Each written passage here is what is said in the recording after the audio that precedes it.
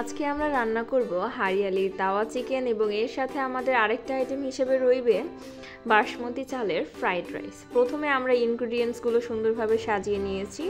এখন আমরা এই ইনগ্রেডিয়েন্টসগুলো একসাথে করে ব্লেন্ড করে নিব।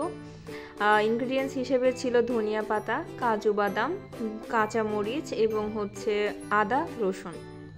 সবগুলো একসাথে সুন্দর করে ব্লেন্ড করে নিচ্ছি। একটা গ্রিন পেস্ট হয়ে গেল। এই গ্রিন পেস্টটা এখন আমাদের যে মাংসটা আছে, মুরগির মাংস, এটার সাথে মেরিনেট করে নিচ্ছি।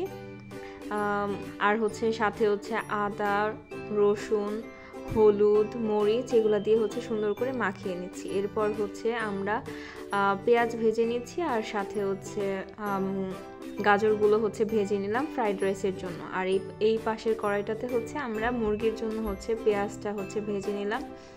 এরপর আমরা মুরগিগুলো সব কিছু এখানে দিয়ে দিলাম। আস্তে আস্তে এখন নাড়াচাড়া দিব। তারপরে যখন অনেকটা তেল উঠে এসেছে, এরপর এখানে দই আর আগে থেকে তৈরি করা যে গ্রিন পেস্টটা ছিল সেটা দিয়ে দিয়েছি এখানে। এখন ভালো করে নাড়াচাড়া করব। সব রকমের ক্লিপ আমরা নিতে পারিনি রান্নার ব্যস্ততার জন্য, যতটুকু সম্ভব আমরা আর কি চেষ্টা করেছি ক্লিপগুলো নেওয়ার।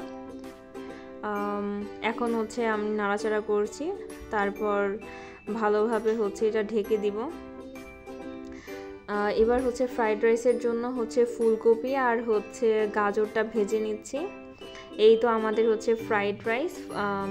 আর এটা হারিয়ালি তাওয়া চিকেন সাথে কিছু রয়েছে আমাদের সালাদ আইটেম সুন্দর করে কুটে নিয়েছি।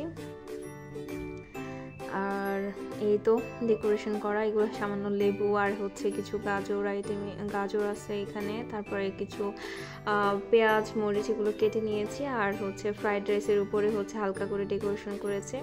এই তো একটা প্লেটার সাজিয়েছি, যতটুকু সম্ভব চেষ্টা করেছি।